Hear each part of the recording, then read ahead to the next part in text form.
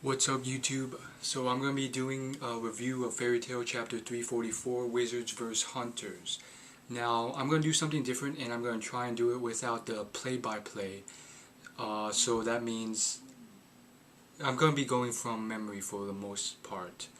So first off, there is a certain rumor going around regarding beef between the author of One Piece and the author of Fairy Tail. I will talk about that in another video because I think there's a decent amount to be said about that in it of itself.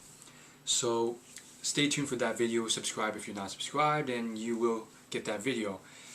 This one's just going to be on the chapter, and by the way, I got my glasses back. If you saw the last video, they were gone. They're somewhat fixed, but not really. They're still like screwed up. But anyhow, first things first, I do see some sort of resemblance to One Piece, and this may or may not be because of the beef between them. Again, I'm going to talk about this in another video, but long story short, I think it's just people looking way too into it. Like, even if you see some sort of resemblance, there are no clear, distinct signs of any sort of insults or anything that's that related to One Piece. Some of the characters are, what's the word I'm looking for? Some people are saying that some of these characters resemble those of One Piece, and because these characters are depicted in a bad fashion, it is some sort of slight jab at Oda, the creator of One Piece.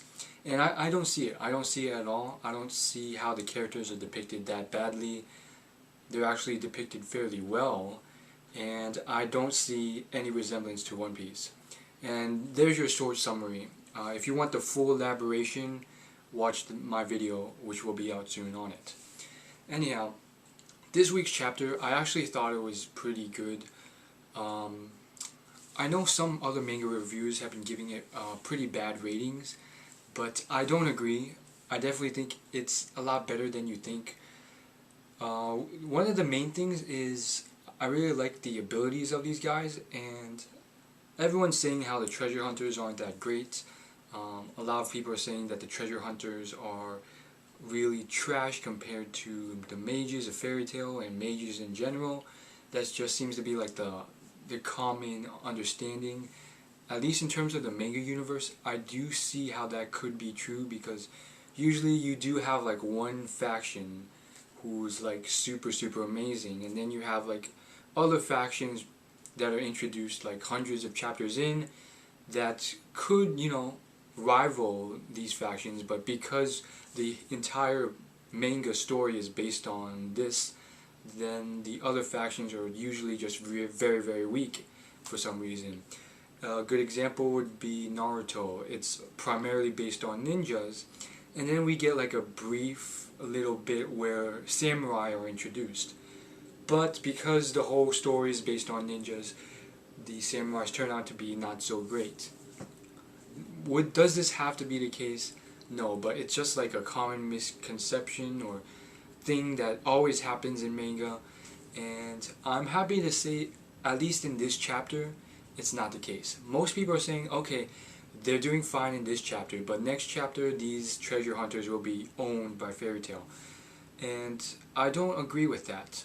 Some people are saying they're even being owned right now, and they look like they're very weak. And we just got introduced to this new class called Treasure Hunters, and as far as I can tell, they're pretty darn strong. So yes, they do have very strange personalities in that they were running from Fairy Tail, and they have like sort of like a sneaky, like, I don't want to fight, almost like a I'm too weak to fight mentality. But that's not the case. Sure, they did run from Fairy Tail, but that was they just wanted to get the treasure. They didn't care about fighting Fairy Tail or their ego or possibly losing their moon drip. Another key point is that it was shown in this chapter that there's only this much moon drip. Now, Urza was like, is this enough to actually melt everyone in the village anyways? And first off, there's so many things that can be branched off of that, so no worries there. I mean, if it's anything like the stuff in Narnia, the like sunflower oil in Narnia, one drop of that can like apparently heal anyone, no matter the size. So if it's like that, then that moon drop should be enough to take out or like revive the entire village.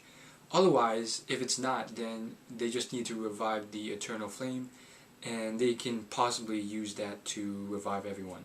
We don't know how, but maybe the flame can melt the ice after it's been melted. We don't know. But Urza did mention that as a possibility.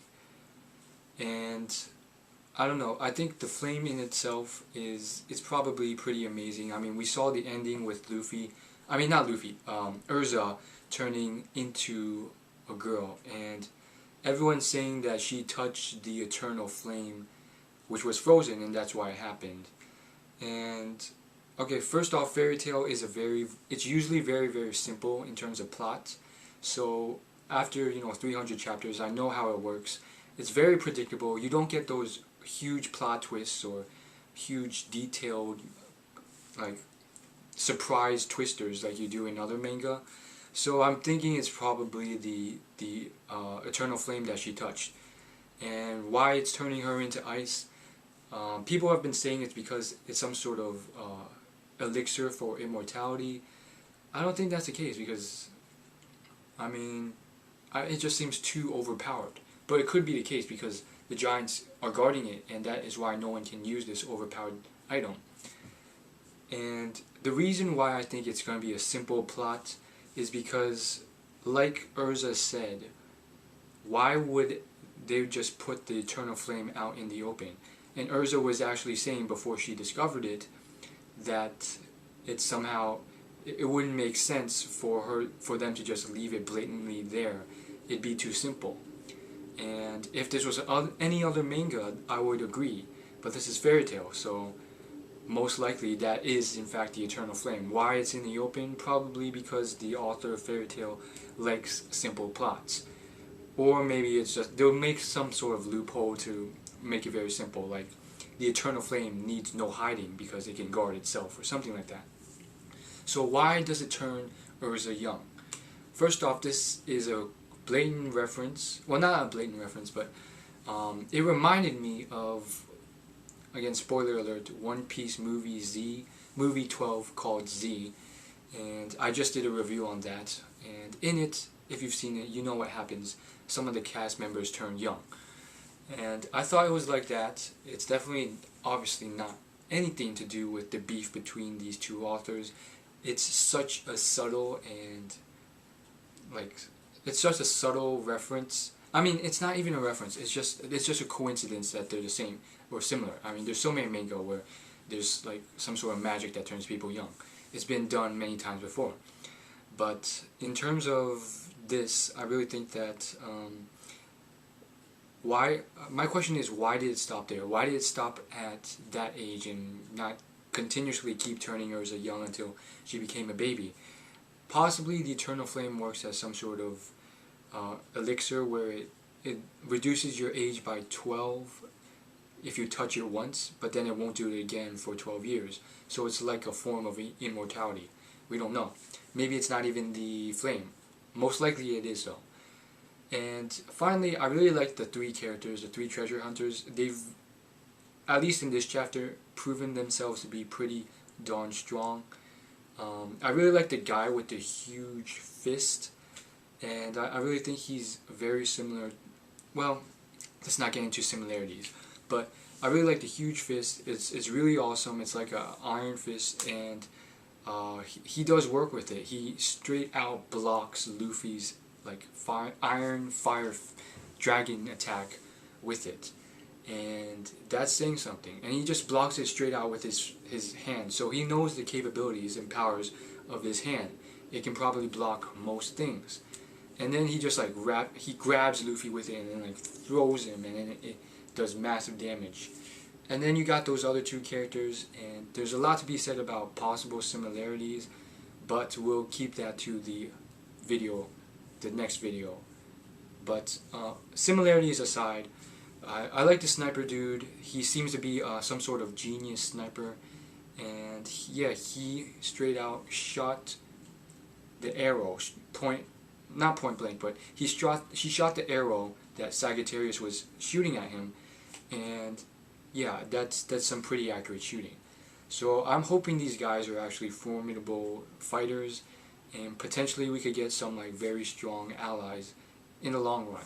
I don't want these to be minor characters who are quickly dealt with by Natsu and the crew. Finally, we got that guy with the sword. First off, the sword looks awesome, and we can tell he's pretty darn skilled. I really like that. He cut up all of Gray's Ice Blast attacks very, very quickly, so he's very agile and very quick. And then I really like what he did with the sword. It's kind of like one of those, it's kind of like a car where you can like change the like gear and it'll shoot out something new. So I really like that. I think that's fairly unique. And we're going to talk about this more in the video again, where I talk about the potential beef between Oda and the Fairy Tail author. But I just want to reference the fact that the Fairy Tail author did definitely blatantly reference another manga, as I've mentioned before in my past videos. So for them to have such a blatant reference and then nothing really here, I don't think there was any like deliberate reference to One Piece. But again, we'll get into that in the video. And so I really like this third treasure hunter with the sword. And the one thing I noticed, and I think this is like one of the first times, this guy is almost like he's literally trying to kill them. Like when he shoots out his sword, like basically what happens is like the sword's spiked at the end. It's like a razor, and then when he changes the gear, it starts shooting out, and like more swords start adding on to the end, so it shoots out like straight at you, and it extended like 20 feet, and it went straight towards Gray, and if he had not dodged it, it would have like cut a hole through him.